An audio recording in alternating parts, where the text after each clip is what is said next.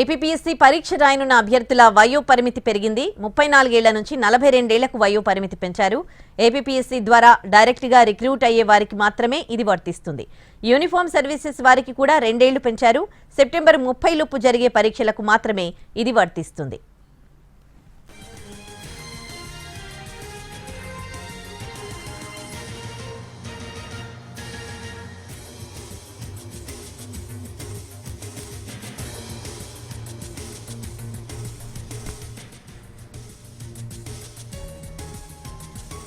APPSC పరీక్ష రాయనున్న అభ్యర్థుల వయో పరిమితి పెరిగింది. 34 ఏళ్ల నుంచి 42 ఏళ్లకు వయో పరిమితి పెంచారు.